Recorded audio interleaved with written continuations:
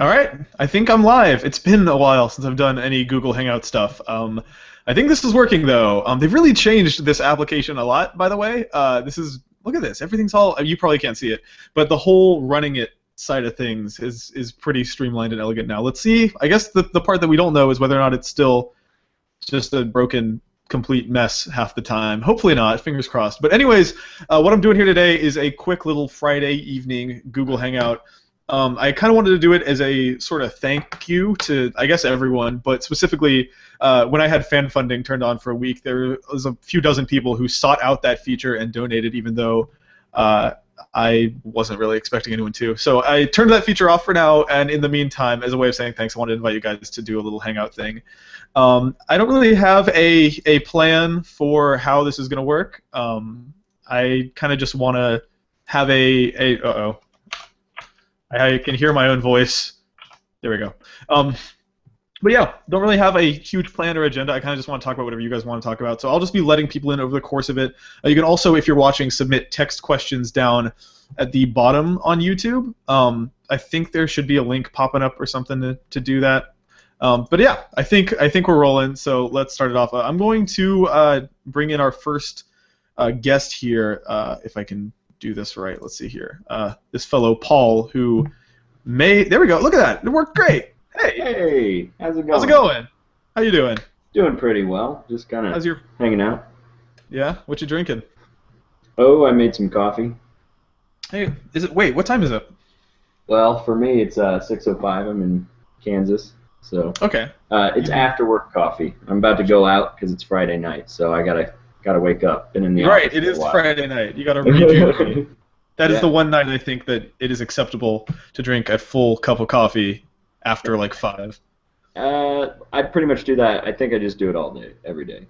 I think an addiction. Okay. A really common thing in my drinking situations has been having coffee way too late at night, already drunk at like a Waffle House, or I don't know if that's common, but it's for whatever reason I'm not thinking straight, so I'll be like, yeah, it's time for just a full pot of coffee in the evening. Well, in those situations, there's Irish coffee, so yes, it's a win-win. That's the perfect crime. You can do it in pretty much any situation. Yeah. Well, word. Thank you for joining for this little impromptu Hangout thing. This is fun. Yeah, I forgot how much I like doing these. It's kind of just it's literally I think the most casual internet video format possible. Yeah. We'll probably have to tell people to unmute their mics, but yes. Yeah. Other than that, probably. I'm sure it'll be great. Tell me about this cat that just walked by the way. Yeah, that's my cat, Peter. Hopefully he doesn't, make loud noises while we're doing this thing. I've been trying to amp him up or get him ready by talking to him all night, because otherwise if I get on here, he doesn't know who I'm talking to, and he starts making loud noises. So your cat's Peter, you're Paul. Is there a dog named Mary in this situation? That's the next step, I don't know about dog. Maybe I just need to meet a chick, and actually I'll just only date chicks named Mary for a while. I don't know why that didn't occur to me as a solution. Well, I guess cat, dog, whatever. Who needs girlfriend? Yeah. That's exactly. So I don't know what to talk about. Have you been playing any games lately at all? Right now I'm still playing Far Cry 4. Mm-hmm. I haven't been playing nearly as many games as I used to. Yeah. So this is kind of like a big endeavor. But I've got at least 25, 30 hours in it. Wow, holy shit. I think I'm about 50% through. The actual story is probably pretty close to over, but I did most of the side stuff before I finished the actual story because I kind of wanted it to last. Did you play Far Cry 3? Yeah. I played Far Cry 3, and I also played Far Cry 2 before that, and I played some of Far Cry 1, but couldn't get into that one. Yeah. I've been doing this for a while. Sure. The Far Cry franchise. Although, of all the numbered franchises out there, I think there are very few that have as little in common as the Far Cry games do, at least up until 3 and 4. 3, I don't know. It's really cool because 2 of my younger brothers are playing Far Cry 4 right now, and they didn't play Far Cry 3. So to them, it's like a totally fresh, all-new experience. But to me, it's like a really, really good Far Cry 3 expansion is how I'm thinking of it.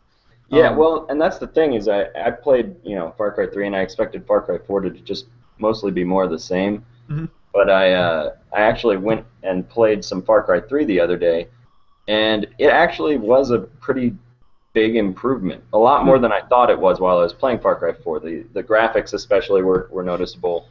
And just small things like having the wingsuit earlier on in the game. Oh, in 4?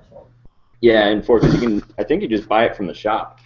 So that was pretty rad. It's kind of hard to remember all the others. Takedowns from cars and stuff is kind of nice. But yeah, mostly it's just a lot of fun. Like, you can't go wrong with it. I keep moving my laptop because my cat's being a dick. Oh, no problem.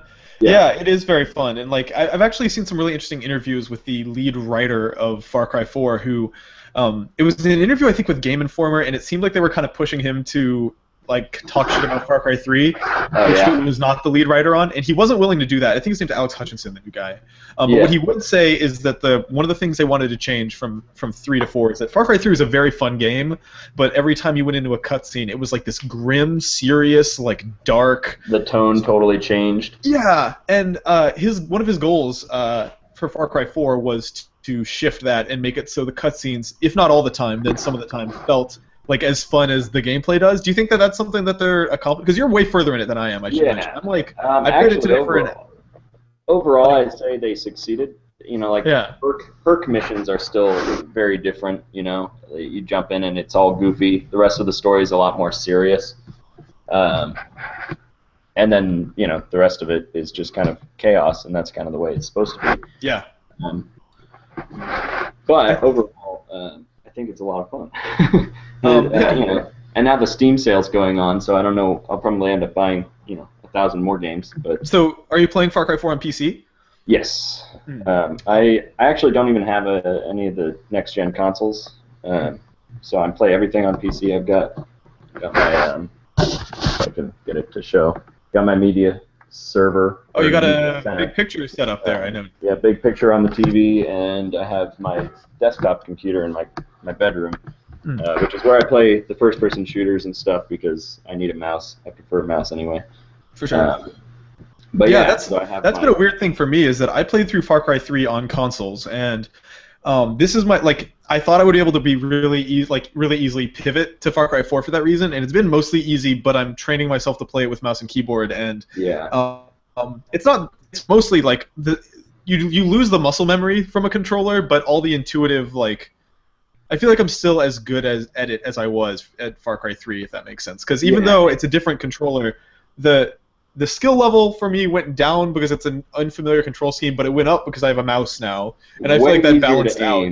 The weird thing is that it still feels like because Far Cry the original was PC, that was the deal, and then as it went on, they started introducing more console kind of stuff into the games, and one of the weirdest things that I find about it, including Far Cry 3, is that everything you do is like a press and hold action. Oh yeah. Which might make sense on console, but on the keyboard, it's kind of weird. Okay, I have to hold F to get in. Why not just tap it? Yeah. It's kind of bizarre. It never even occurred to me because I'm total I come from a primarily console background, so I guess I wouldn't notice that. But yeah, no, and also I think your point about comparing Far Cry 3 and Far Cry 4 is there are a million little things that I'm noticing. The grapple system that they added in 4 is, while not totally crucial, is really kind of fun and good feeling, and I like to see that. I think they realized, because you're in the mountains now, verticality is a lot more important. Mm-hmm. And so the grappling allows you to climb up things, and the wingsuit allows you to get down quickly. Yeah. So I'm also really fond of the auto drive too. I think. Auto drive is awesome. Yeah. Yeah, love that. I feel like everyone else is going to rip that off in their open world games in 2015, right? Probably. You just should be in GTA in traffic, waiting at stoplights. Yeah, I would hope auto drive wouldn't follow the laws in that situation. No, I mean it certainly doesn't in Far Cry because auto drive will not hesitate to slam you right the fuck into incoming traffic if they feel like it. Or try to dodge and go off a cliff or something. Yeah, it's all sorts of ridiculous. But there are no laws in the mountains in Nepal or whatever it is. Alrighty, well let's see. We've got a couple other people in here, so I might just click on someone and let them join in the fun. Let's talk to this dude Andrew, who might be bailing on work to be here, if I'm not mistaken. Is that true? I did technically get permission in the end, but okay. Yeah. How you doing? I'm doing all right. How about you? Yeah. I'm good. Is that what I might be totally misreading? Is that One Piece behind you? I see there's a few volumes of something. That is Zombie Powder and Death Note. Okay, Death Note is the logo that I reckon. I was like squinting. I'm like, there's something familiar there, but I can't tell what it is. How you doing, man? Not too bad. You get anything in the Steam sale yet? I haven't gotten anything in the Steam sales yet. I have most of the games that I want. I feel Sure. like most of my purchases during this sale are actually going to be Christmas presents for people. So. Oh, word, yeah. Like, I haven't bought anything yet, but a friend of mine, Frank, bought me Gunpoint because it was the only game on my wish list. And he was like, hey, Merry Christmas, here's the only game on your wish list. So I have Gunpoint now. That's exciting. Nice. Yeah, I know how that goes. And then Bad Rats is only 17 cents right now, so that's a steal. You could get Bad Rats for very I don't even cheap. know what that is, but I might grab it. It's Like- not a very good video game. It's a don't game expect that, like, it to be. the game, okay, the game isn't Bad Rats. Bad Rats isn't the game. The game is buying Bad Rats for your friends sarcastically and Then watching making them them try to play. get rid of it because nobody wants Bad Rats in their library. Last year, it might have been Frank also, but last year someone bought me Bad Rats, and the thing would pop up every time I like booted up my computer and got on the screen. It's like, hey, here's your copy of Bad Rats. You remember to redeem it? And I'm like, no, I don't fucking want Bad Rats. And then at a certain point, there was one time where I was like, I don't know how the fuck this is even possible, but I was watching something on Netflix on my computer, and the Bad Rats thing popped up in the middle of the screen, and I was like, fucking, that's really, like, they succeeded. If the goal in buying Bad Rats is to annoy someone, that was probably the best victory. But yeah, 17 cents. Buy all your friends copies of Bad Rats and, like, ruin their lives, ruin their Christmases. And then get 70 copies of Bad Rats regifted to you. Yes. But yeah, I'm kind of having the same experience where, like, it feels to me like maybe there's diminishing returns on Steam sales as a concept, because after you've lived through about 5 of them, like, the fun of the first 1 or 2 is like, look at all these games spanning back like the past 5 or 6 years that I never got to play that I'm going to have in my library now and probably still never play, but they're there. But now, like, we've all done that already. Like, we all have libraries full of games we're not playing, I feel like. But yeah. I've got couple hundred games last I checked, and I certainly have not played all of them. Have you guys messed with the like the family sharing stuff at all? Ever? I have it set up, and I have one friend who I think I gave it to, but I don't think we've ever really used it. So I have that too, and my one friend who I'm sharing with is Anthony Carboni. So between the two of us, it's just actually I think there's like a screen sharing thing I can do. It's just ridiculous. Cause like I'm actually, you know what I'm gonna do? I'm gonna show everyone Anthony Carboni's library. I'm Right. ready. Here we go. Well, if we want this to be really sad, we can all go to Steam Calculator and see how many games we do have. Yeah, I never want to know, but here, so like the way that it sorts it actually is interesting. When you go to your games, it shows you all the games you have, and then if you scroll all the way to the bottom, it's got like your friends' games too. So like this, and what's cool is it removes games that you already have. So like, Oh, nice. it's not going to show me a game twice. It'll just, these are the games that Anthony has that I do not, that I can play. And it doesn't work with everything. So like, what's an example? I think it was Far Cry 3 I was trying to play because he had it. This was like 6 months ago. Oh, that's And because of Uplay though. exactly, yeah. Uplay screws that up pretty bad, but yeah, it's the family sharing feature is insane because I think it only really yells at you when you are trying to play the same game at the same time, which means that for all intents and purposes, for games that don't use Uplay and like and Origin and stuff like that, it's just like having a library that's even bigger. So I've got 491 games. That's too many games. That's not. I don't want all these games. You can add me on Steam and we'll family share, and then you'll have another. So Yeah. the clever thing that they did is made that a You have real to pain in wait the like ass. 30 days or something, don't you? Yeah, and also like I remember just trying to set it up at work back in the day, and what we had to do was like you have to sign in to like if you want to share with somebody rather than just picking their name off your friends list and sharing, you have to have signed in on their computer with your account and then set that machine up as approved. Yeah. So I think what they're banking on is that people aren't going to necessarily want to share their Steam passwords with strangers, and that's why they're able to do this. But then again, Netflix exists, so it's different. Yeah. But didn't Netflix add like family accounts and stuff though? They did. Netflix totally promotes sharing your account. They do, which is really, I remember like thinking, because I remember when in the early days of Netflix sharing, I think it still felt kind of like we were getting away with something, and then they started leaning into it, which is really cool. And now the question is like, HBO Go announced that HBO Go is going to be a thing you can sign up for without a cable subscription starting sometime next year. And I wonder if they're going to, because everyone shares HBO Go accounts too, right? That's like the thing. Are they going to lean into sharing the way Netflix did, or like, I don't know. I wonder what the answer is to that. I don't know. It always depends on how many can be streaming simultaneously too. I remember Netflix used to be basically unlimited, and now it's down to 2, I think, at once. Yeah. I was talking to some friends about this the other night, because one of my friends was under the impression that you can't watch stuff at the same time, and me and the other guy were both like, you definitely can. Like, I've definitely been watching Netflix at the same time as a friend, but once you pass that threshold, I think you're right, I think it is 2, then you get an error that's like, sorry, this account is already in use in too many other places. Mm-hmm. Alrighty. Well, let's see here. I think we got Trevin here who wants to weigh in on HBO Go, so we're going to pop him up. Yeah, well, that's cool. So, like, if someone is muted but in here, they're text message. Well, let's get Trevin in here. Hey, can you hear me? Hey, what's up? Yeah, how's it going? Pretty good. How are you guys? I'm alright. What is that shirt? It's from a LAN war that I went to. A LAN war. Yeah. So is that just a university? What game? Like, was it just a big gathering of multiple different games? Yeah. It was a lot of college students. They usually have like a League of Legends tournament, Counter-Strike tournament. You know what's getting weird nowadays is how many games that would previously be LAN party games don't have a LAN option. Like I was planning on playing Far Cry 4 cooperatively with my brother, and then I realized that I think that game's multiplayer is online only. Like I have to connect to the internet. Which sucks because like our internet's not great out here.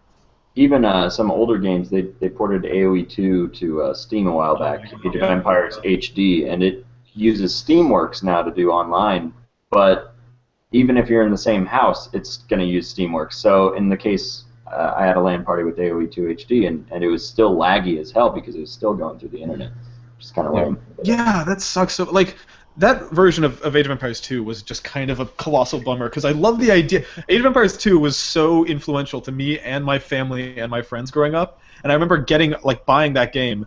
I think Mythology wasn't great either, that port, but I remember buying it and expecting to play online with my brothers who live here in North Carolina while I was still back in San Francisco, and it just ran. It was unplayable. It was like not playable, and I was like, it definitely didn't used to be this bad back in the late '90s or early 2000s. Like, kind of a bummer. Yeah, that was months ago. I was pretty excited about that. Yeah. So wait. Sorry, Trevin, you were mentioning that HBO Go has some sort of limit. Yes, it's the same as Netflix. It's just 2 people can watch at one time. Okay, that's cool. So I wonder if we can glean from that they'll allow sharing on the new thing. I would think so. I mean, they're going for that standalone service. Right. Here with the next season of Game of Thrones. It's so funny. I was I had so many people who work in like TV and movies tell me that Netflix was never going to do that. Or sorry, that HBO was never going to do that. Because the idea is that if they go around the cable companies will effectively cut them out of the deal completely and be like, well, then what are we paying you for? Why do you exist? But I think HBO is probably hitting that critical mass now where it's like they don't need the cable companies to succeed anymore. They're not beholden to them the way they used to be. Just want everything to be digital all the time. I have heard some people who are concerned that it might be a year-round requirement subscription, so that people can't just sign up for 3 months and watch Game of Thrones and then be done. Huh. Yeah, that's interesting. Or just like interesting. Sign up at the end, like when the season's done, and then marathon it all. But then like, okay, so you would think that Netflix would have the same issue where someone just like signs up for a 14-day free trial, watches all of House of Cards, and then quits. But I don't think other video providers have found that to be an impediment. I think the only argument you could maybe make is that Netflix has a bigger back catalog than HBO Go, but HBO Go has a better back catalog than Netflix. So it's like they should. I don't feel like whatever. I'm not a businessman, but I don't think I'm that's... sure they have people who do the math at HBO, and they figured out that it's going to make them money, you know? Yes. So, yeah. Cool. Well, we got let me see here. I'm gonna real quickly before we move on. We're getting some good questions here. Actually, I turned on the little text question feature here, and we're getting some stuff. Let's see here. Boop, boop, boop, boop. There we go. There's a lot. Wow, look at this. Alrighty.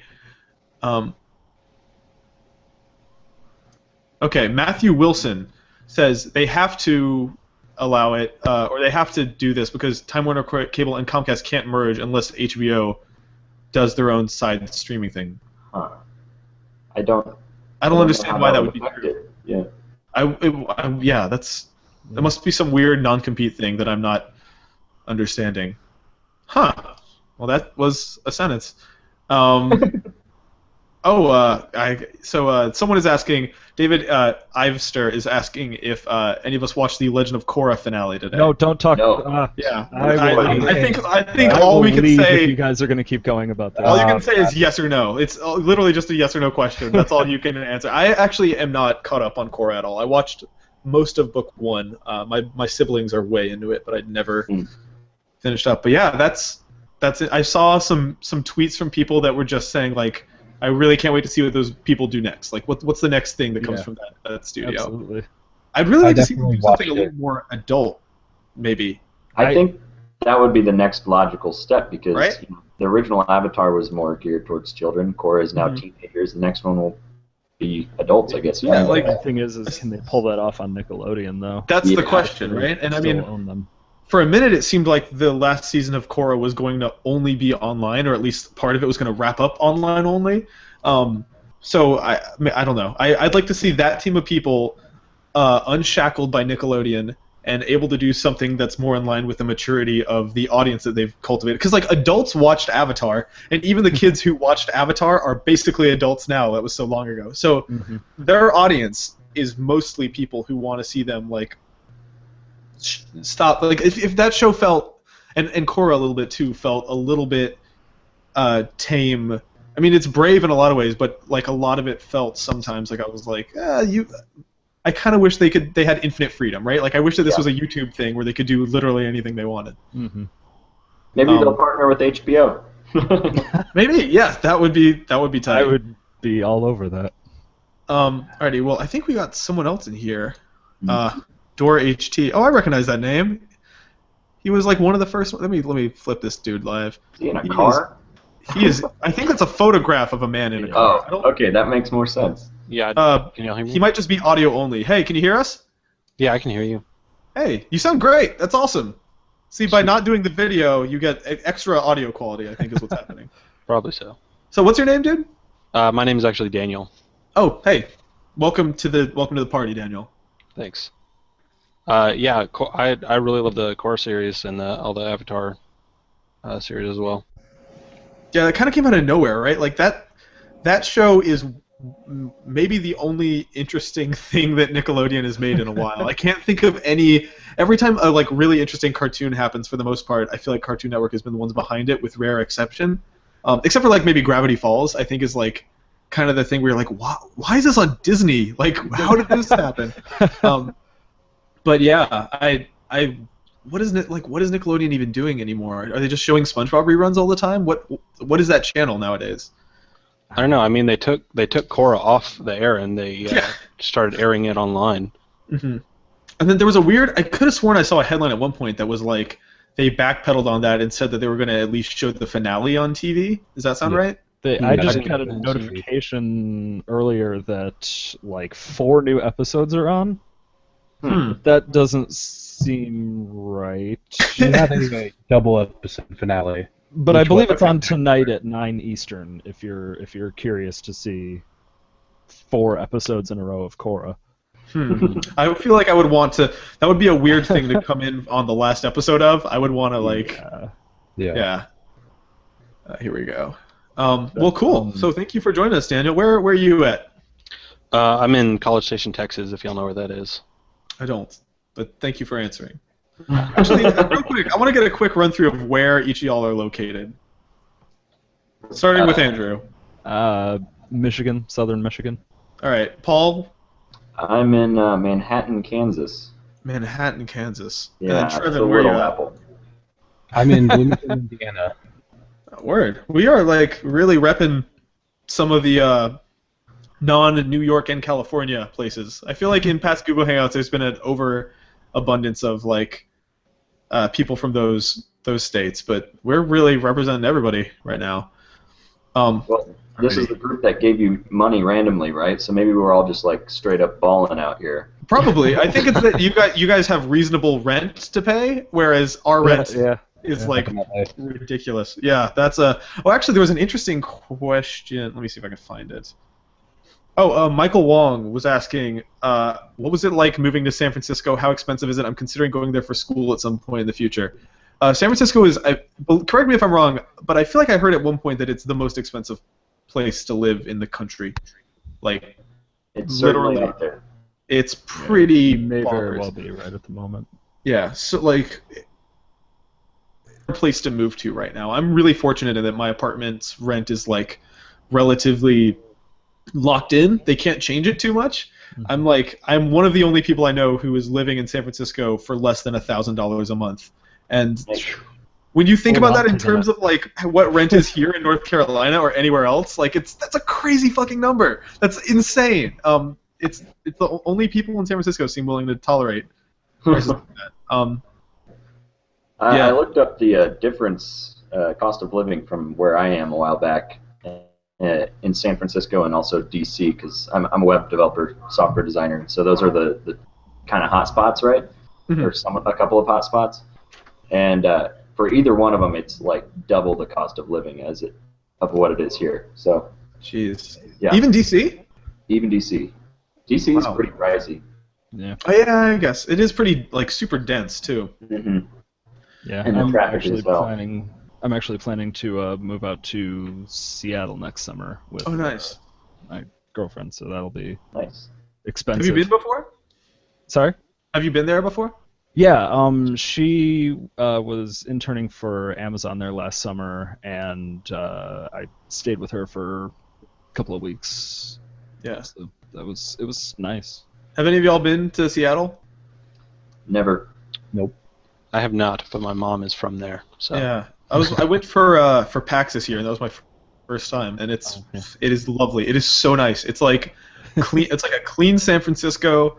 And it's also the only city besides San Francisco that I've ever been to where the water tastes like it's not dirt. Like, interesting. Yeah, which is a good thing to have in a city. Yeah, New York City actually has really good water too, if you ever have tap water there. A word, yeah. This is such a. Tell me if you're bored, but someone told me once that San Francisco is the second best in the country. Which I am willing to believe. Let me refresh these questions here too. Alrighty. Yeah, Matthew Wilson, because we got some new people in here now, so I might as well ask. Matthew Wilson is saying, did anyone buy anything during the Steam sale? Yes. I bought Red Faction Gorilla because I saw that. That is a good decision. Yeah, dude, that game's sick. I bought that. I think it was right before the Steam sale, but I think it was like the weekly deal a week ago, and it was like $5. Yeah, I bought that too. That game's fucking amazing. So good. I'm going to install it right now. And the video stream drops. What's the other one? Did you say there was another thing you bought? I bought Borderlands pre-sequel for a friend because I already had it, so now I can play co-op with him. Word. Yeah. Nice. Right now, my brothers and I are actually looking for like. Because we've never had all of our computers in the same place at the same time, we're trying to find good like local co-op PC games. BL2 and BLTPS both have LAN option. Sick. Borderlands 2, I think, is like $5 right now. Dude. Yeah. Adding that to my cart also. That game's ridiculous. I've got like 500 hours into that game. Yeah. And then another 3 into Borderlands pre-sequel. if you need the complete pack for Borderlands 2, it's I think $10 total, and that has like all the DLC. So That's totally worth it too. yeah. Yeah, because that game had like pretty universally acclaimed DLC, right? A few of them were alright. The Big Game Hunter one kind of sucked, and then the Tiny Tina one was incredible, and I happily pay for that again. Yeah, I remember Tara being fond of all of them except Big Game Hunter, but the Tiny Tina one, like I watched her play the first hour or so of that, and that game seems to like it does some weird narrative shit that's really crazy. Yeah, for people who don't know, that's the one right where it's like the game isn't actually taking place in the Borderlands universe; it's taking place within a game of fake D&D that's being played by the characters in the Borderlands universe. Yes, Bunkers and Badasses. That's cute. Which is awesome. On top of that, the actual meta narrative is that there's a character who dies at the end of Borderlands 2, and it's about Tiny Tina's inability to reconcile the death of that character, and that kind of comes to light over the course of it. Oh yeah, it is emotional. Fuck, like that's so surprisingly so. That is awesome. Yeah, have any of you played pre-sequel? Is that worthwhile? Yeah, I've played it. I don't know that I would pay full price for it, but it's definitely worth playing. It's a really good, very long $40 DLC for Borderlands 2. And it's only $30 right now, so it's I was gonna say, so there you go. It's worth $30. Yeah, $30 DLC. Yeah, I'd say it's worth $30. Especially if you pick up the season pass for cheap. Cool. Well, so I feel like it feels like we just got started. I actually might put the link out there to see if anyone watching would be interested in joining. Would you guys be cool with that? If I let some open the doors. I'm actually gonna hop off. Cool. So I gotta do other stuff, but I'll see you guys later. Yeah, for sure. Thanks for hanging out, dude. Thanks, Daniel. Yeah, keep up the good work, Nick. Thanks, man. Y'all the best. There we go. Alrighty, so I'm going to go ahead and post this join link here. But yeah, like it's been a lot of local multiplayer over the past week or so. I got all my siblings to play Gang Beasts finally, and that's the best ever. Have any of you played Gang Beasts yet? I haven't played it, but I've watched you play an awful lot of it. Yeah, that was kind of our fallback game too at Rev 3. Whenever we didn't know what else to stream, we'd be like, let's just do Gang Beasts again because it's always funny. Yep. Here we go. Civ 5 Complete Edition is also extremely cheap right now. So if you don't have that, it's definitely the time to get it. I think so too. Yeah, I actually do have it already, but I've been I've never sat down and given it like the fair chance I know it deserves. My fear is that it is going to be good, right? Like the worst case scenario is that I like it because then that's the only video game I play for like the next 1,000 hours of video game playing. And then you'll have finished one game. Yeah. Right. Yep. 1.5 games of Civ 5. Yeah, that game was really. I mean, that game was just so well loved by so many people whose taste I respect that I feel like I owe it to the game to give it a fair chance eventually. It's actually my go-to LAN game. Really? Yeah, Can you finish a whole game in like? You can set the pace to super quick, so you usually get at least 75% done. But yeah, I don't think we've ever actually finished a game because we always give up and then we just want to start a new game. That's awesome. Oh, so we got a question from McLean Kirkwood who says, I just bought 5 friends copies of Bad Rats and I'm now getting hate mail from them.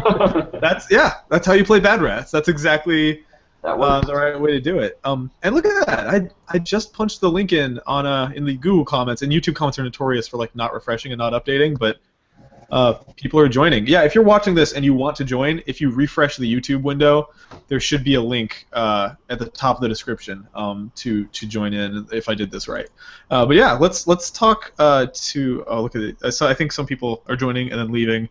Let's talk to Cameron real quick. Hello, Cameron. Cameron is a blue sphere. Unmute your mic.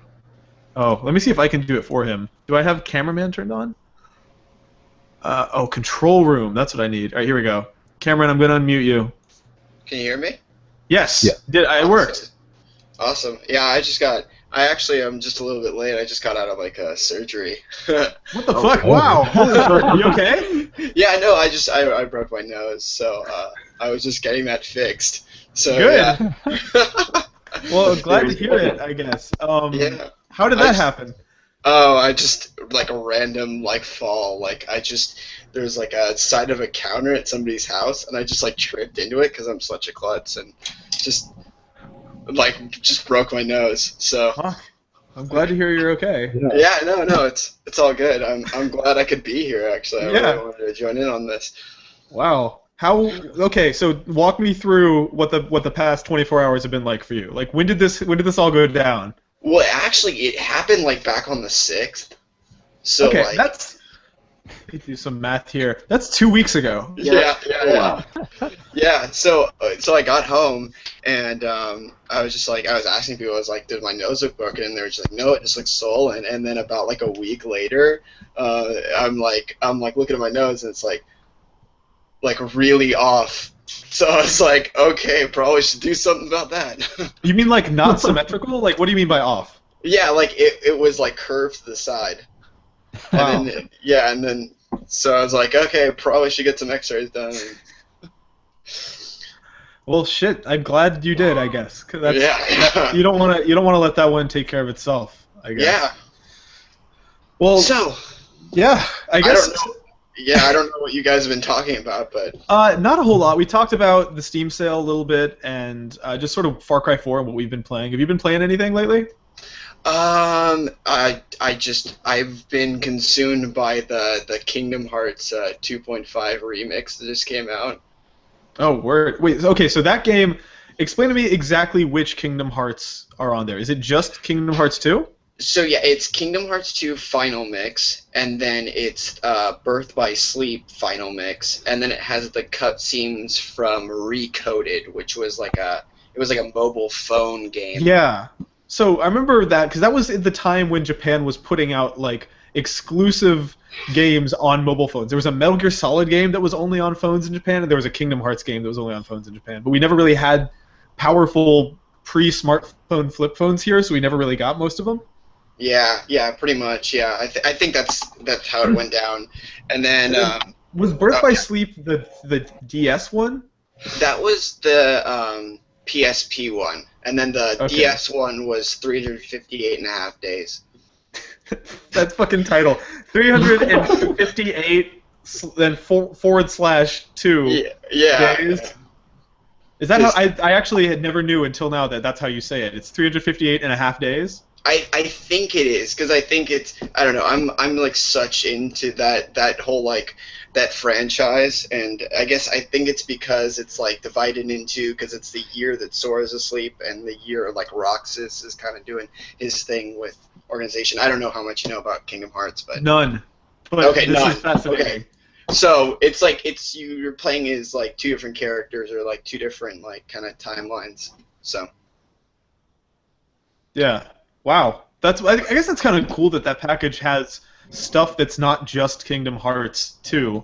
Although 2.5 is kind of a weird name for Kingdom Hearts 2 plus cutscenes from the What are the cutscenes? Are they like portrait cutscenes? Like how do you? What does that even look like?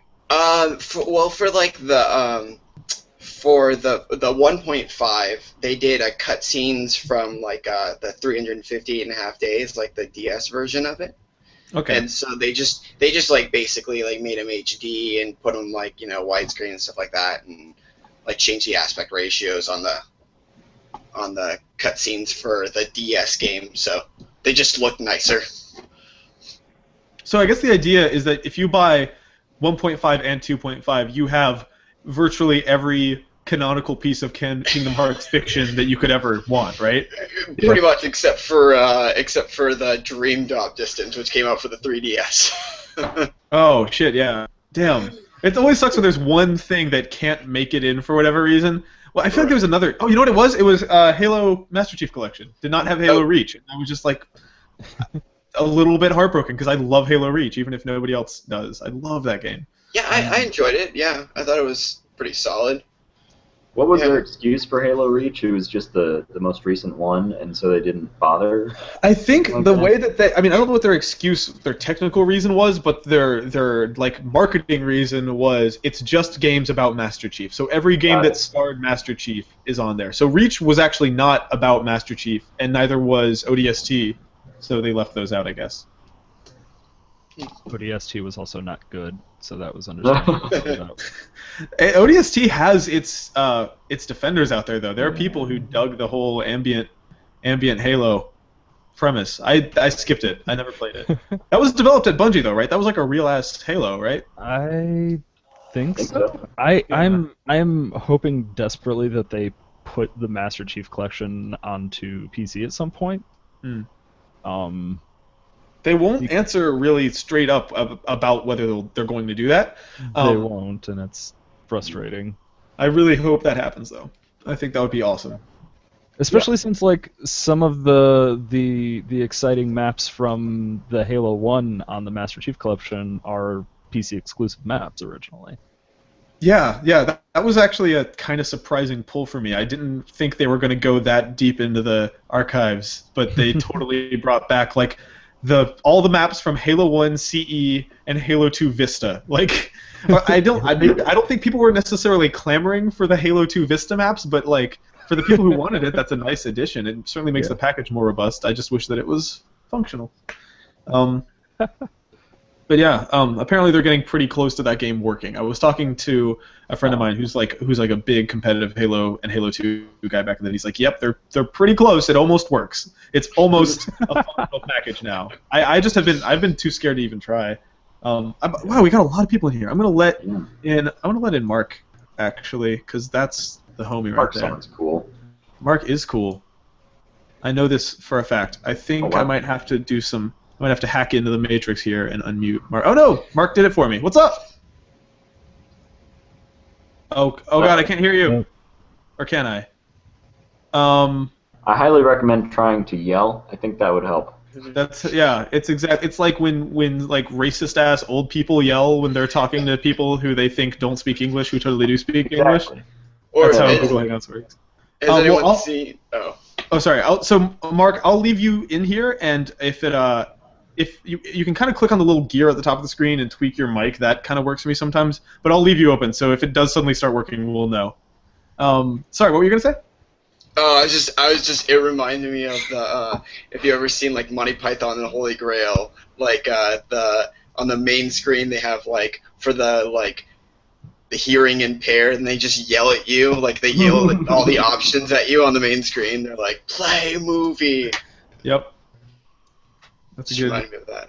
Good little Easter egg. I'm gonna see what's up with James real quick. I feel like I always surprise people. I should try not to surprise people as much, but I'm always like, I just say their name and then they're there. Here we go. Let me unmute James if I can. Open up the control panel here because James is muted. Where are you at, James? There we go. Weird. It says he's unmuted, but then down at the bottom of the screen there is a little muted mic. Yeah, this is definitely Google Hangouts. Here, I'm gonna try manually muting and unmuting him. James, if you click the little mic at the top of your screen, that might help. Can you hear me? Yes. That's perfect. How's it going? Pretty good. Sorry, I was supposed to come in earlier, but I got held up in traffic. Oh, that's all good. I'm glad you made it, though, because I did eventually just open it up to let everyone in, but I want to make sure that everyone who got a spot here got to enjoy at least a little bit of this. How you doing? Pretty good. Just went Christmas shopping. Got myself some Panda Express. So for Christmas you got yourself some Panda Express as a Christmas gift to yourself. Best Christmas ever. That's a good Pretty Christmas. How you doing? Where are you from? California. Oh, there we go. There's the California representation that we were lacking earlier. Yeah. How you doing? What you been playing? Recently I just picked up Ground Zero since it just came out yesterday. Yeah, it kind of did the cool thing of coming out during a Steam sale, so it's already like I thought I was gonna have to pay $30 for it, and it came out on sale. That was amazing. Especially because that game was like controversially expensive when it came out on next gen consoles. Wasn't it like 40 or 50 for a? Yeah, I think PS4 it was 40. And then 30 on 360 and then PS3, I think. But if you bought it digitally, it was 20 on 360 and the next gen. The whole crazy pricing scheme. That kind of reminds me of I recently got to play the Resident Evil Revelations 2. Yeah. And if you want to talk about crazy ass so that game is doing something I've never seen before, which is it's an episodic game, but each episode is $7, not $5. And it gets weird because I think there's only going to be 4 episodes. So it's $7 per episode, or you can buy the collector's edition season pass. For the season pass is $25. Wait, sorry, am I remembering this right? No, it's $3 savings. I think no. Then I'm doing it wrong because maybe it's $6. Because I remember what's weird about it is that the season pass is more expensive than buying the episodes individually. I think there's I think I remember. yeah, there's $6 each. There's 4 of them, and then $25 for the season pass.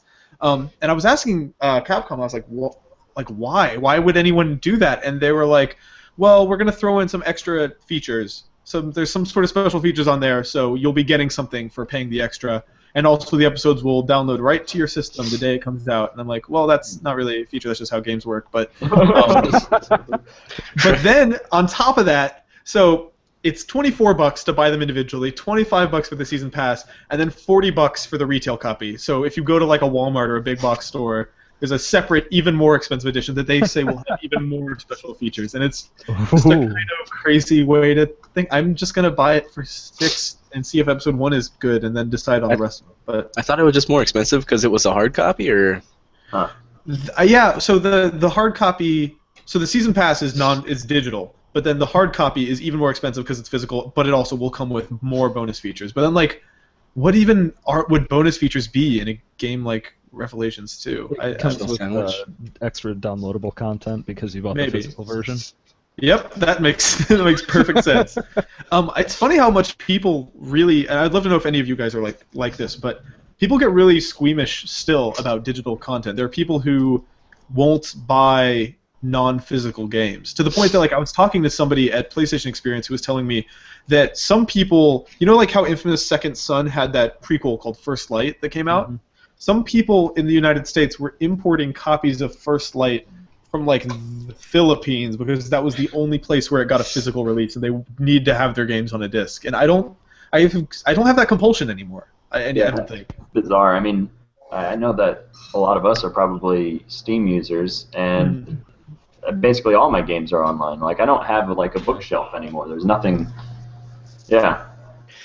I have a copy of Mass Effect somewhere that's also on Origin that I just hit download whenever I want. Yeah, I feel like the pros far outweigh the cons for that stuff at this point. Not having to move a shitload of physical games when I moved to California made that whole process so much less painful. Likewise, coming home and having my whole library on every computer in this house has been really cool. The one thing that's shitty though is kind of predictably, the one company who has not figured out digital distribution is Nintendo. I bought a Wii U after I left Rev 3 to kind of I feel like I needed one. There's so many good Wii U games this year. And I tried to log in with my Nintendo Network ID. It's what's your username and password? And I punch that in, and then it's sorry, this is already registered to another Wii U, so you can never use it again. Yep. And I was like, that's not what a username and password. That's not what signing into something is. And then the answer was that I had to call Nintendo on the fucking telephone, it was 1935, and ask them to please take my account off that and let me log in again. They're oh yeah, we'll put in a request for that. It'll work in about a week. And I was like, this is crazy. No one else does this. Yeah, I actually had my original 3DS stolen. And I also had to call them up, and they were like, okay, well, provide us with a police report. And I was like, excuse me? That's You're not Nintendo joking, right? Yeah, I never got those games back. That was not worth it. I had the police report, and I was like, no, I'm not going to fax you guys a police report so that I can play this Super Nintendo game that you gave me because you overcharged me for pre-ordering this thing. Oh my god, dude, but okay. I bought the $250 3DS. You did get the cool perk that you had was the only way to play GBA games on a 3DS is through that package. They gave out WarioWare, right? And I think what else? Advance Wars? What else was in that? There was a few. There was a lot of games. Yeah. There was a couple of Zelda games. Minish Cap, I think. Minish Cap. They had a special edition one too that I think came out that came out cheaper for people who had the Ambassador program. And then there was a handful of Mario games and an old F-Zero game. And it's just funny because like you can't go to the eShop and buy any of those GBA games. There are not GBA games for the 3DS. The only way to get them was through that package. Super Nintendo way to do it. I believe, if I'm not mistaken, I may still have them on an SD card in this drawer, but I can't play them on another 3DS because it's not the one that I installed them on. Sorry, what were you gonna say? I gotta drop out, so you word. can pull somebody else in my place, and I gotta go get dinner and drinks. So, all right, word. Have a good Friday night, dude. I will watch the rest of this later. But it's been good. And thanks for hanging out. The channel going, Nick. It's been. Oh, dude, thank awesome. you all for supporting like this whole thing. This whole thing's been like an experiment, and at every single turn, I have been blown away that anyone is paying. Well, towards the end, man, you were Rev 3 Games for a long time to me, so I'm glad to follow you to your own channel. So that's really sweet. Man. Thanks for hanging out, dude. We'll see you next time. Bye. Alrighty. Well, then I guess I should let someone else in. Let me let this Matthew guy in. I don't know if he is visible, but he should be audible. Let's see here. Matthew? I unmuted myself. You did. Thank you. It's very rare to find someone who will unmute themselves. How's it going? It's going fine. Yeah? Where you reporting from today? New York. Yeah. How's your late December been going? Going well. Basically gonna be buying stuff off the Steam sale. Yeah, I'm kind of in a similar position where it's so late in the month, and what is it, 6 days till Christmas? I'm about to have to use a combination of Steam and Amazon Prime to get every gift that I haven't already obtained. Yeah, I know that feeling, but yeah, as far as as far as the whole digital thing, the only company I buy physical stuff for, Nintendo. Yeah, and it just sucks. Yeah, that's the good reason. Like it's mandatory for them, not because their physical stuff is amazing. It's more that their digital stuff is just like trapped in the early 2000s. It's like when Steam first launched, almost the way it's so restrictive. To their credit, though, Nintendo is really good about printing color manuals. I was flipping through the manual for Smash Bros. When I got it, and it's like 40 fucking pages of like full color, like move lists for every character. I'm just like, no one else is doing this at all. This is kind of crazy now. Yeah, you gotta pay extra if you want to get the Prima strategy guide or whatever. Yeah. About the digital and physical content, was it Xbox where like they didn't move your digital content to the Xbox One? That seems totally possible, at least for games and stuff, because like the Xbox One couldn't play Xbox 360 games anyway. But the PS4 as well. Neither system is backwards compatible. They switched from their architectures to x86. Basically, the PS4 and Xbox One are now weaker versions of PCs. But Yeah, sorry, James, are you saying like other content too, like video and stuff, or? Just like anything you bought on Xbox Live, because I was thinking like, I think that'd be a reason why people on consoles would be squeamish about like moving onto like a digital platform, because what happens when it goes to the next platform, you won't be able to take it with you, you know? Yeah, that's a really good point. Like with Steam though, like you just wherever you log in, you have all your crap, you know?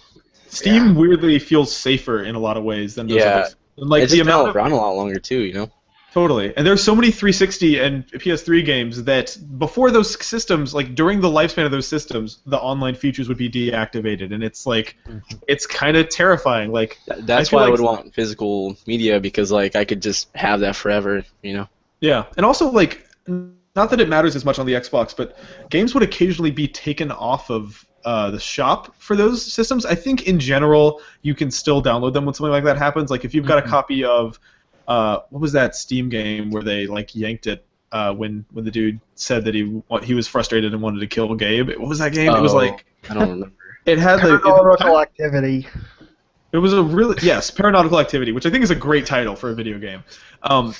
I think though if you bought that game while it was on sale, you still have access to it on Steam.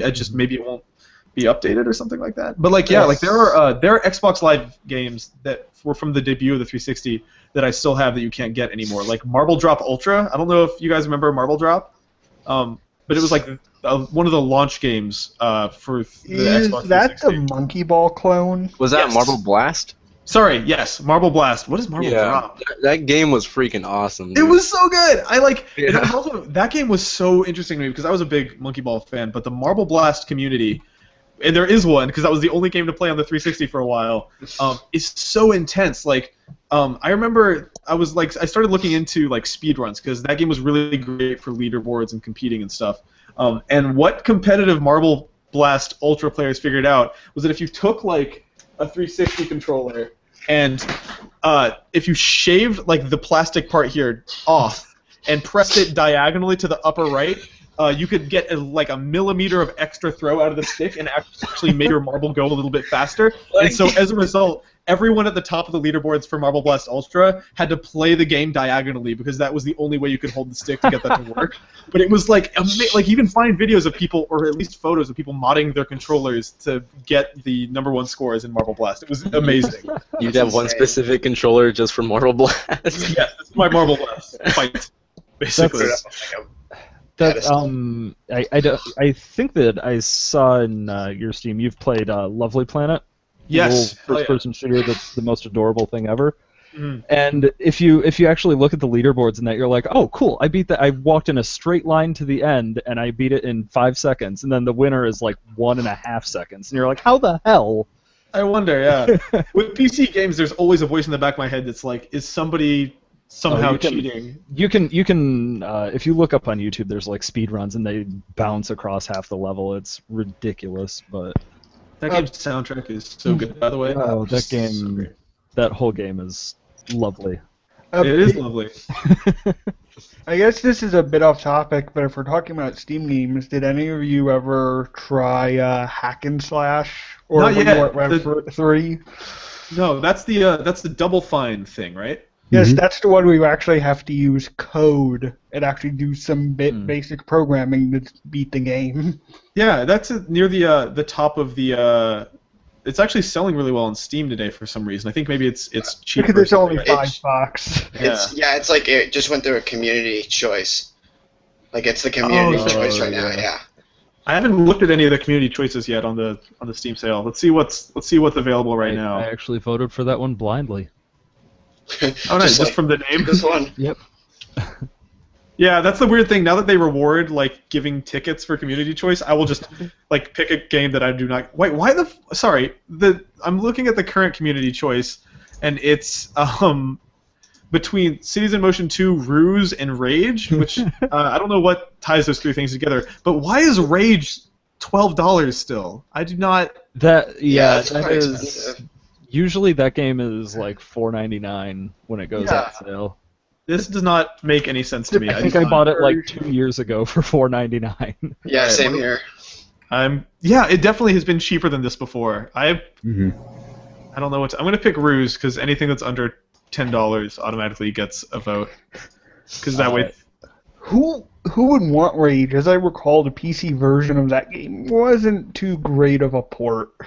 Yeah. It was broken as hell for a while, but it seems to kind of work. With newer NVIDIA cards, they don't support some of the cool NVIDIA features, and AMD cards actually required a specific Rage fix driver when it came out. Otherwise, everything was blue. That's kind of a cool look, though, for a game. That's an interesting aesthetic choice. To just... It was kind of cool, but then it was also like super choppy and totally unplayable. Cool. Oh, by the way, I also finally figured out / remembered the way to pull YouTube comments in here. So we should be able to. Clement Jara says, "Dude, I fucking love Minish Cap in all caps," which I agree with Clement on that. Everybody, you can't not love Minish Cap. It's adorable. This isn't super relevant to our discussion, but Lelouch Lamperage, I added a lot of flair to that name. They are making a Little Witch Academia 2. Have you guys seen Little Witch Academia at all? I just watched it last night via your recommendation, actually. Did you like it? Yes, it was really good. Yeah, it's and then I immediately looked and found out that they were making a second one, and there was a Kickstarter for it, and they made like 5 times their goal. That's so awesome. Trigger deserves it so much. Like I am the biggest Kill la Kill fan / apologist. I really liked that show, and I think that they have some of the best like animators in the business. Like I feel like anyone who has misgivings about the politics of their shows, I totally understand it. Like if you think that Kill la Kill is gross and don't want to watch it, that is a-okay with me. More power to you. But I think a lot of people are going to maybe miss out on some of the best, like most expressive animation you will ever see. One of my favorite shows is actually Gurren Lagann, so... Yeah, same director and lead animator as Kill la Kill, right? Yeah. Yeah, I just started that. Say it again? I just started that show on Crunchyroll. Oh yeah, that's on there too. I have only seen the first episode, is my horrible confession. I should probably take some time and just watch Gurren Lagann. I mean, something that some people have been asking about is if I will do anime stuff that's not contemporary, that's not like brand new, and I want to do that too, because I feel like there isn't always new stuff to talk about. Yeah, I was talking to a friend about Kill la Kill, and they recommended that I watch this first. They thought it was superior, at least. Yeah, I feel like Kill la Kill looks more expensive than Gurren Lagann does, but the vibe and the atmosphere and like the absurdity of Kill la Kill, like you see the shared DNA right away. They're clearly the same thing, and also by all accounts, I haven't seen enough of it to say for sure, but everyone keeps telling me like, no, you need to keep watching Gurren Lagann because the escalation is so intense. It goes full like. It usually spans universes, dude.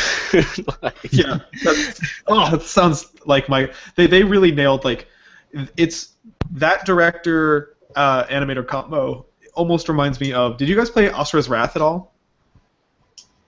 I've been meaning to pick it up, but I've only played like the demo of it. Yeah, that's really intense though. It's a CyberConnect 2 made it, who I think they are actually mostly known for the Naruto games, but they did a really cool animated short recently actually for a different animation expo. It's only like 2 minutes long, but it's just their specialty, not totally unlike Trigger's specialty, I think, is scale. So like very early in Asura's Wrath, there's a giant. You're on Earth. And there's like a god who's like 30 to 50 times the size of Earth, and he tries to just crush you with his finger. Like, just this is the planet, and he's just like crushing you, and then you're just like punching up at his fingertip, and then that's like that's not even in the top 6 craziest things that happen in that game. It's pure escalation. Yeah, it's like it's worth, if you like anime, that game is like anime you can play. It's barely a game, but it's a really good CG cartoon thing. I wish it was on PC, honestly. All right. I also think because Bradley's been waiting here for a while, I'm going to let him in too. Hello, Bradley. Hey, what's up? How's it going? Maybe I should do a thing. Maybe I should be like, all right, I think the next person I'm going to let in is, and then say their name, and then count down from like 20, because I feel like I'm always catching people by surprise every single time. Yeah, I was in another tab. Would help. How's it going? Where are you reaching us from today? San Francisco, actually. Oh, word! Awesome. Yeah, I go to school here. How was the which school? If that's not State. Oh, San Francisco State. Yeah. Yeah, I actually live right there. How was the rainstorm that I heard about? I heard that it was literally the day after I left. It just was flooding, I guess. Oh, it was supposed to. Like the storm was apparently supposed to be really big. Like they even closed classes for a day, and it was nothing. It was just rain, a little bit of hard rain.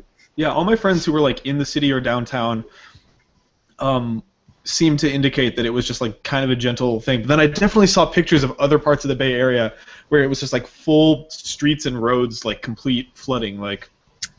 kind of horrifying like situations of just like, well, that's as high as the wheels on the car in this photo. That's pretty intense. And they shut Yeah, down. my friend's my roommate's house got like up in north the Bay Area got like flooded. Like his work got flooded and all that stuff. It was weird.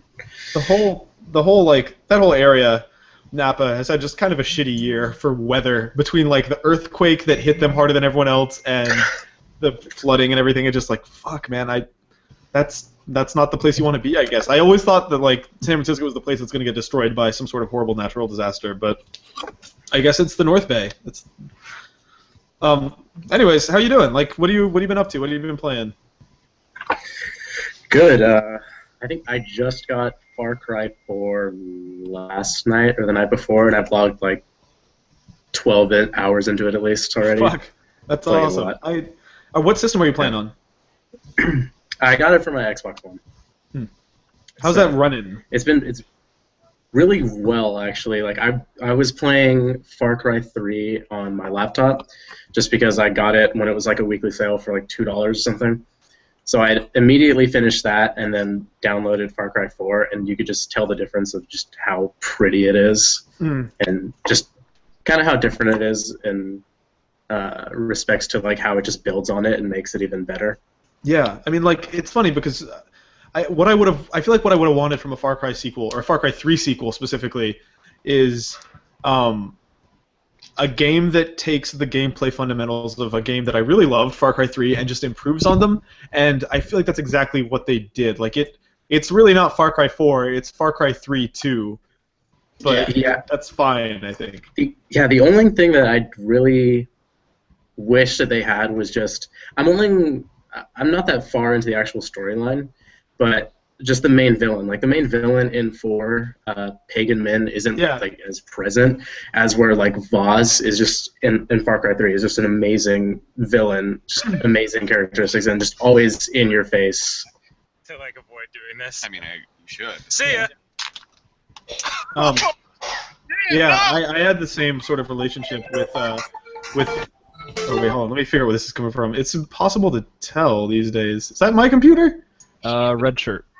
It's not me. Traven? Typically, you can like see it at the bottom of the screen. Yeah. Anyways, Google Hangouts.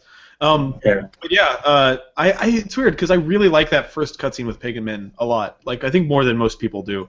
But from everything else I've played of the game has been, he's been kind of just occasionally on the radio. He doesn't feel as essential. Like you said, he's not as present as.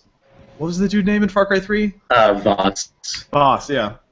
Yeah, there's like no real. I mean, I think I'm in chapter maybe 3 or 4, and there's really no villain. Like the only conflict that's in the game is whether you want to side with the girl or the guy, Amin and Sabal, like whatever the two faction leaders are, and that's really the only conflict in the game thus far. Other than that, you're just, blowing up stuff or saving things by whatever they want. Yeah, I feel like it's a little, how do I put it? Like that conflict between those two characters is the least interesting part of the game for me. That to me isn't necessarily like it's not super. It's just like here's a mission and here's another mission, and they're probably hopefully equally fun, but neither of them are like. I don't feel super compelled by either of them. I just kind of want to get back into playing and shooting stuff. I kind of do. Like I kind of when I do the missions because they're equally kind of valid points of view whenever they ask you a question, because it's like, oh, either save this opium plant that we can use as our only natural export, or destroy it because it's morally wrong to rebuild our country and make it a drug state. But I feel like they're good decisions. There's not like black and white. I know because I looked it up, I know there's like a bad end. There are like 4 endings, but one is definitely bad and one's definitely good. And I'm not sure if it's like either one of them because both are there. It's a little weird to me just because like I hope that the decisions you make with those two characters aren't tied to a good end and a bad end, because like you said, I'm still super early, but the decisions that I've been presented with those two characters have been like they're ambiguous. Like there's not necessarily a right answer. I hope that one of them isn't secretly the good one and the bad one as far as the game is concerned, because they're a little more nuanced than that, definitely. Yeah, I like it, and it's good because I think that's, apart from the villain that's not present, it's the actual like things I'm concerned about. I'll get in and like, okay, I'm not really sure what I should pick, because both of them at every turn, both of them seem valid, and at every turn, depending on who you don't pick, like the person that you don't pick will come at you like and straight confront you and be like, you were wrong for doing that. Huh. And here's why. Okay. All right. I'm kind of excited to see some of that stuff then, because I really am just like, I put in enough today to get to the point where the co-op was unlocked, because I kind of just want to get into the open world and do outposts with my siblings. But yeah, I'm glad to hear that that's a little more. I think also like it's just interesting from a gameplay perspective, like the little thing, like there was no bow in Far Cry 3, right? There was, yeah. Yeah, and like it feels like every component of 4 is a more polished version of what we saw in 3. I think in 4 though, like the one thing that I actually enjoy as like if this is something that's really cool in the world, but I hate actually being in it, is all the animals that want to kill you, because Yeah. almost every animal wants to kill you, and they do a very good job at doing that. Right. It's very like in so many situations I've you know the meat grenade or whatever, like the bait that you throw, which is just the silliest thing in the world, by the way. The fact that animals show up instantly. But I'm fine with it. That's whatever. It's a silly game. But so often after they kill the enemies, the animal will just immediately turn on you, and you're like, well, really, I just traded fighting a guy with guns for a guy with no guns. Like that's, which is still an upgrade, I guess. But it's the animals are super. They're pretty fucking lethal too. Some of them. I was watching my brother play. Yeah, like a honey badger like for the first time. At one point, fucking honey badgers. Right? Yeah, at one point I think I was like hunting. I think I was doing a mission to like save someone from a tiger. So I go up to this tiger, kill it, and then the person that I was getting attacked by a tiger immediately gets attacked by a pack of wolves. So, and then they immediately kill him and turn on me, and then while I'm trying to shoot them, a bald eagle comes out of nowhere and attacks me and kills me. Yep. Those are kind of the things I love about this game, though, too. I feel like it's great. It's cool to see like a world that actually like there's stuff that's going on regardless of you.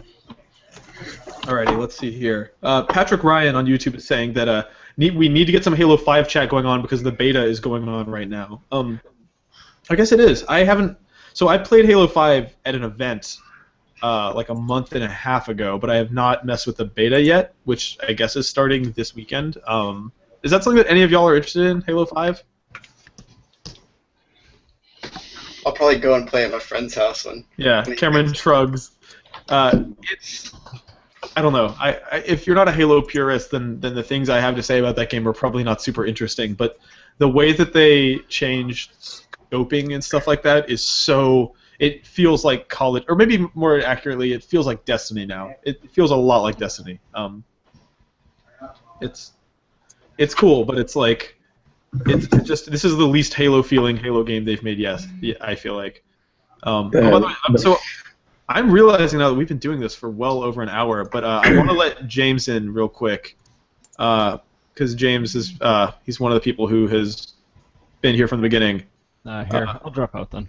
If you need a slot. I think we actually got room for everybody. Let me see if James is muted. Time to do some clicking on some stuff. All right, here we go. Hey, James. Oh, is that what that picture looks like, Big? I think so. It's. Hello. Hey, James. Okay. How's it going? Good. Just got finished opening up a bunch of gifts. Opening up? Yeah. Nice. How'd that go? Oh, wait, hold on. I just realized, Cameron, that's your nose after the. Oh yeah. surgery. Okay. Yeah, in the thumbnail, I thought it was just like you were getting a lot of blue light from your screen, and then I realized that is. my cast. So, James, I think you might have missed it, but Cameron here suffered a pretty bad injury a very long time ago and just now got surgery to get his nose fixed, but it went well. So I can tell you're concerned, but it went great. How you doing, dude? Good. Yeah. Where are you from? Where are you calling in from today? Nashville. Nashville. That's not super far from here. That's that way. Yeah. The other way. Turn around. Wait, west? I can't tell if it's mirroring me or not, but I'm on the East Coast. I'm in North Carolina, so I'm very close, sort of. I used to live in Asheville, which is one letter away from Nashville, so that's already close. Oh. Yeah. One of my good friends lives there. Yeah, that's a lovely place. How you doing though? Tell me about these gifts that you opened? I got a Moto 360 from my mom. Alright. That was pretty legit. I got some socks, a bunch of shirts, a bunch of jeans. I actually, in preparation for that, I brought one pair of jeans and almost no socks with me home for Christmas because I was like, I don't have room for it. I'm trying to pack this entire gaming PC. That's not realistic, so I'm just going to not bring any and pray that I get some too. What have you been playing lately? Not much, honestly. Yeah, I know that feeling too. Yes, dude. Oh my God. Almost constantly though. Like, who are you? Are you playing the single player stuff, or are you playing with people? Mostly single player right now because my wife won't play with me. It's a hard game to sell people who aren't already Smash Brothers fans on. You know. Right. I try every day. Yeah, I guess never give up. But who are you maining in Smash right now? Lucina right now. Yeah. So her whole thing is that she's a Marth clone, but Marth deals the most damage with the tip of his sword, whereas she deals more damage the closer you get, right? No, her damage is normalized throughout the whole sword. Okay, cool. All right, good, because that sounded a little technical for me, and I love her as a character, so I kind of wanted to play Lucina. Yeah, she's like the easier Marth fighter. Oh, sorry, what'd you say, Andrew? Sorry, somebody's chat just popped up, said Smash is the most accessible fighter, and I would disagree with that. Yeah, I think like it's tough, man. It's maybe in terms of like depth and how competitive it is, it's more approachable. But like, imagine trying to describe Smash to someone who's never played it before. It's a game where you're punching people to get their arbitrary percentages high enough so that the next time you punch them, it knocks them off the screen. But if they go off the screen, they can still come back on the screen. But you have to knock them off the screen into a magnifying glass realm and then off the screen. It's like the craziest game ever devised. It makes no sense. It's almost like random, but yeah. I think it's easily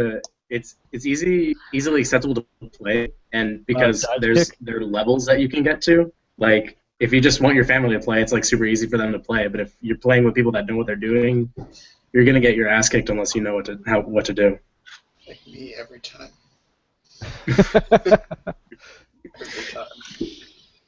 I just explain it as don't fall off the stage and do whatever it takes to not fall off the stage. That's actually a much better description for it. Just don't fall off. It's that simple. Just don't fall off. I think it's funny. Like you could totally play with items on with your family and throw them into it, and they'll kind of just button mash their way through it. The thing is that in the time that I was away, all of my siblings got way into playing very seriously. So like items off almost all the time, unless I can talk them into letting me turn them on low. And I'm like a diehard, like very high. I set my item. Well, I guess they don't have very high anymore. But like items on high, like goofing off. But I'm actually finding that Smash 4 is a more fun.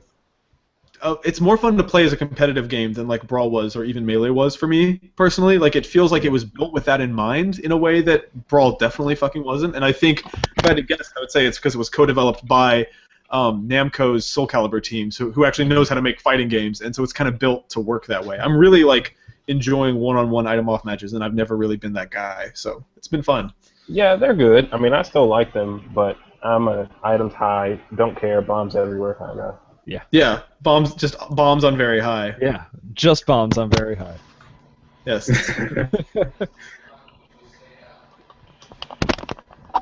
Matt just said, thanks for tripping to be gone. Tripping is the worst.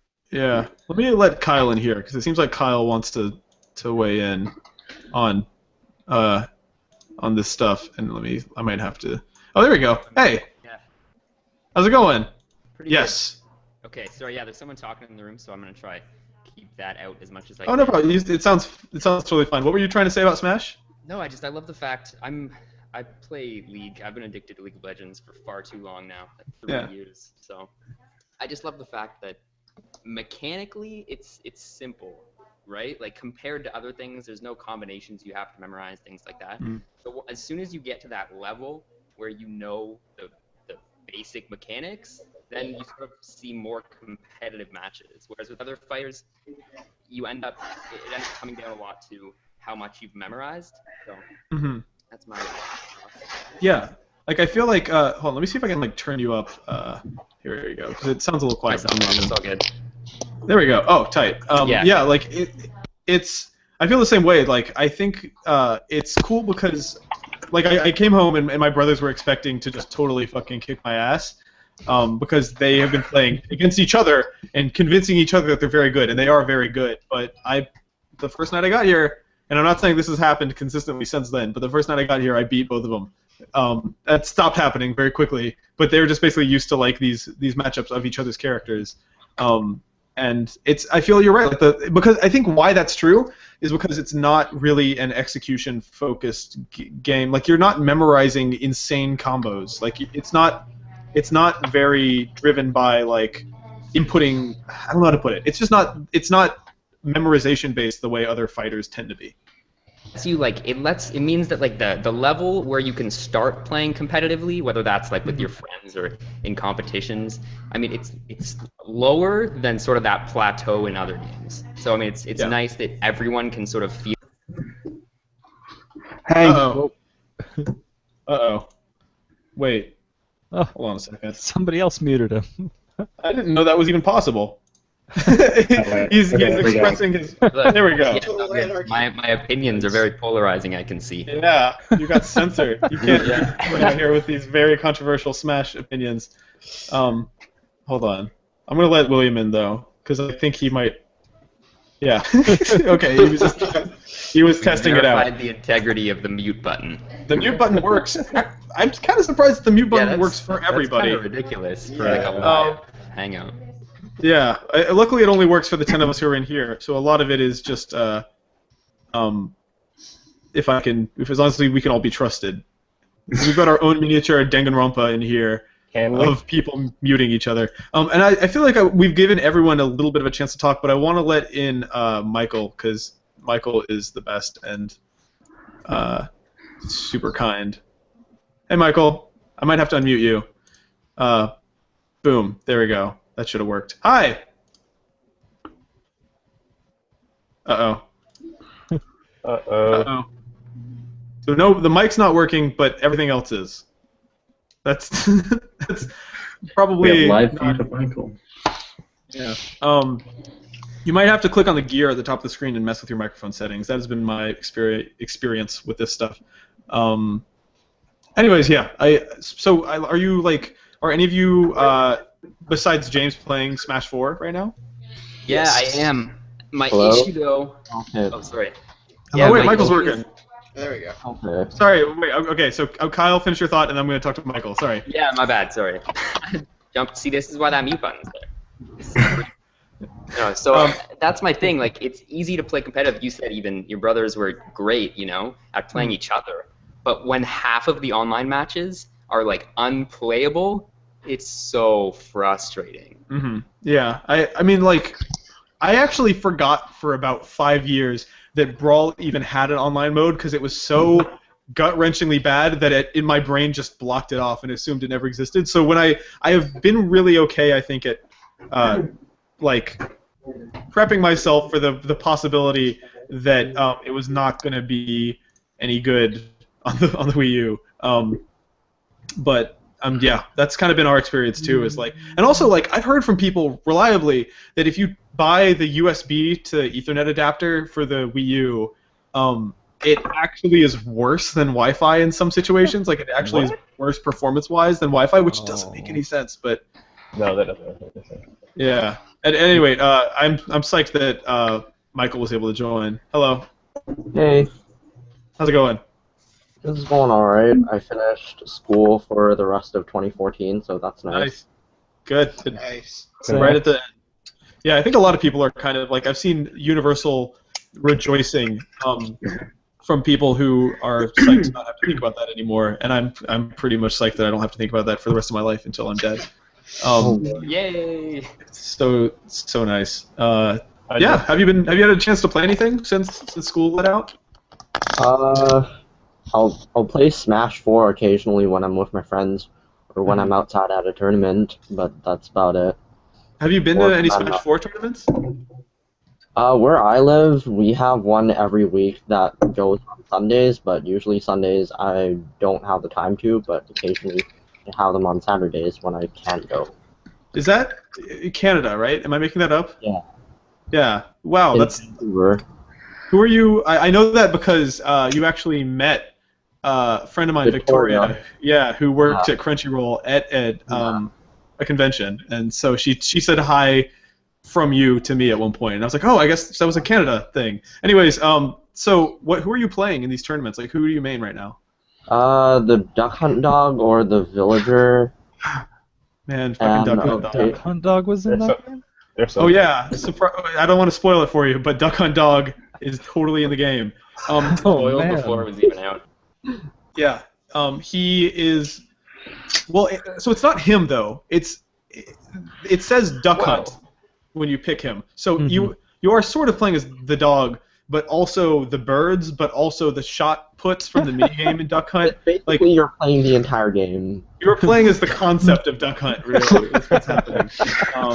Which is pretty fucking rad. Dude, a good Duck Hunt player annoying, or a good Duck Hunt player is one of the most annoying things to fight against in Smash 4. Because he's almost like the Snake of Smash 4. He just has so many crazy projectiles and gimmicks and stuff. He definitely takes Snake's old role of being the projectile spammer in just Project M and Brawl. Mm-hmm. But I guess now he exists. Well, Zero Suit Samus has the Snake-esque smash now. Oh yeah. The laser beam. Yeah. Is anyone else still hoping against hope that Snake comes in as DLC? Yes. That'd be awesome. I think it's within the realm of possibility. I would totally. I mean, I'm gonna whatever. Who am I? I'm gonna buy whatever DLC they put out for that game. Oh yeah. But have they put out the Mewtwo DLC yet, or is that still coming? Mewtwo is coming? Yeah, Mewtwo is coming. That might make me buy a Wii U again. So yeah, the way that they announced it was really cool. It was they did this huge 50 facts about Smash Brothers Nintendo Direct that was amazing for the Wii U one, and then at the end of it they were like, oh by the way, they always do a little plug at the end. It's almost like the way Kojima does trailers, the way they do Smash announcements. But they were like, by the way, Mewtwo is coming in early 2015, and anybody who buys the 3DS game and the Wii U game gets him for free. Oh. I'm assuming what that means is that if you have them both registered to your Nintendo account. Yeah, which is super reliable. And you link both systems together. I have to imagine though that you'll also be able to just straight up buy him because they have to allow that. It'll probably be like $5 or $10. The other cool perk though is that if you have both the Wii U and 3DS One and register them both to your Nintendo account, you get this really awesome looking soundtrack CD that has it's a 2-disc soundtrack that has the 3DS game soundtrack and the Wii U game soundtrack. It's got really nice album art too. Actually, Do they just mail it to you, or? It's a physical thing that you get for free. Yeah, Nintendo's actually pretty good about doing stuff like that. Only Nintendo would. Club Nintendo thing. Yeah. Yeah, it's so true that only Nintendo would do. That's the blessing and the curse of there are amazing things that only Nintendo will do, and there are frustrating, mind-numbingly stupid things that only Nintendo will do, and that's what's beautiful about them. Is that I feel like that's recently it's been kind of funny because it's almost like Nintendo has turned into this like curious child where the internet is this new thing, like the video game awards. It's like Nintendo owned them. It's like they're walking around like, hey, you invited us to this internet event? That's the internet. We have to do that, right? So they just like, it's great. We're seeing them everywhere, but it's almost like they don't know what they're doing. I love it, but that's that's a really good way of putting it. Like I have to imagine that the parts of Nintendo that make them make amazing fucking games like Super Mario 3D World and Captain Toad that we'll never see from anyone else are, I think, my brain just tells me that that's inexorably tied to the part of them that doesn't know what the fuck the internet is and doesn't know how the world works. Like it feels like they're developing games in this bubble where they like. I was reading an interview with them. So they re-released Wii Sports as a game called Wii Sports Plus. Club, yeah, Wii Sports Club for the Wii U, and it's a port of the original Wii Sports, not Wii Sports Resort. So it's got like golf, tennis, bowling, and there's a report where they were like, we almost didn't put online multiplayer in, but we knew that people would be mad if we didn't, and we felt like we had to. But it was really hard, you guys. Like, it's really hard to tell. Like, they're like, unlike a normal multiplayer game, it's really hard for two Wii U's to communicate where, like the gyroscope information from the Wii remotes. Like, we have to keep track of two Wii remotes, and I'm like, you fucking. This is the same week that like Battlefield came out and kept track of 64 mice and 64 keyboards, and you guys are like, two Wii remotes. How are we supposed? It's like, that's not a crazy ask. You just don't know what internet. Yeah. In their defense, Battlefield doesn't do a very good job of it. I've definitely said that to people before, and they've been like, "Well, you're talking about Battlefield 4, and that game did not really keep track of this." I think it's a lot to do though with the fact that they're still so integrated with Japan, right? And Japan is a very sort of, interconnected community. I mean, they're not super big on online games at all, really. Like MOBAs have taken off everywhere. They're not really in Japan, it's just they're sort of, I feel like they're very integrated in that society still, whereas Sony, I mean, they have so many subsidies now in the States that they're more integrated into that. That's what I've sort of found. No, that's a good point. Like Nintendo is definitely particularly insular, and especially for a Japanese company, like they're even among Japanese companies, they are particularly unique in that regard, I feel like. Nintendo is definitely the last bastion of like couch multiplayer. Like, you really don't find it anymore.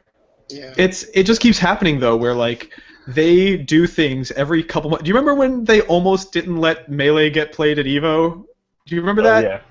Yeah. It was that was just like, that would have been if they hadn't last minute reversed that decision, that would have been the least popular thing anyone did in the past 5 years, probably in video games, because it was like all the money raised for charity, and it was like the situation was that people could vote by donating to charity what game they wanted to get played at this tournament, and Melee won, and Nintendo almost told them that they couldn't do it.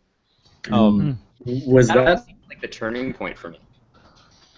Huh? For Nintendo, as far as their online sort of efforts, I feel like after that point is when they sort of realized that, whoa, people don't like this, Yeah. Was it before that they wouldn't let you like put any Nintendo footage of a game up on YouTube? Yeah, they had that like copyrighted for a while.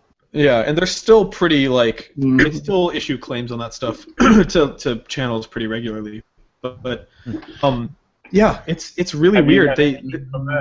I've noticed that a couple of videos, and they're videos that I never published because they're like I've even though I just started doing this channel about a month or two ago, I've had this URL since 2005, and I had some replays from Mario Kart 8, I think, that I uploaded using that functionality, the replay functionality, and it said like there's a copyright claim on this by Nintendo of America, but I don't know if that's because I uploaded that before I was like a partnered channel or any. I have no idea what the explanation is there.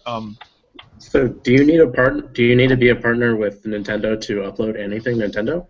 So the partner thing is actually a YouTube thing, but it's so convoluted. I think actually partner status doesn't really protect you from copyright claims. I actually found out. So I had this 4-hour-long video of Dragon Age Inquisition that was the most popular thing on my channel by a landslide. It was the first thing that showed up when you searched for Dragon Age on YouTube. It was 4 hours. I put like a commercial break once every hour, and it was actually like kind of lucrative. Like by YouTube standards, I was kind of like blown away that it was doing as well as it was, and then it just vanished one day.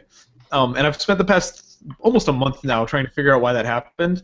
And I've been emailing back and forth with them, and they'd be like, yeah, we got our engineers looking into it, and then eventually it was like, all right, it's been 2 weeks, you haven't told me anything, can I get an update? And then like 5 days later they emailed me, I think it was last night, and they were like, yeah, so somebody else filed so another YouTube upload filed a copyright or a strike against your content because it was the same as theirs. And I was like, what that really means is that somebody was playing Dragon Age and the first 10 minutes of that game looks the same to everyone.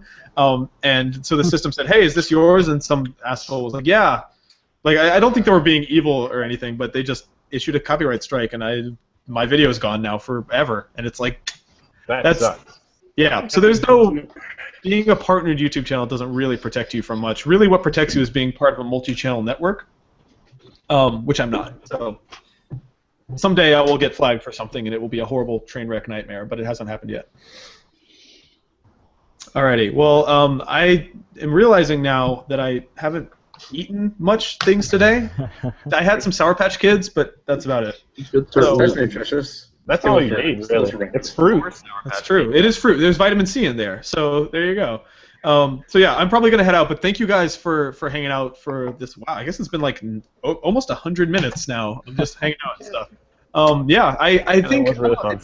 Yeah, it was fun, and I haven't done the Google Hangout in a while, and I missed it. I think that it would be fun to do this again. Would you guys be interested in ever doing a Google Hangout thing again? Yeah. Back to the days where you were doing them with Adam. Yeah, exactly. Yeah, that was the most fun ever, and I like doing it. It's a cool format. Like, it's so.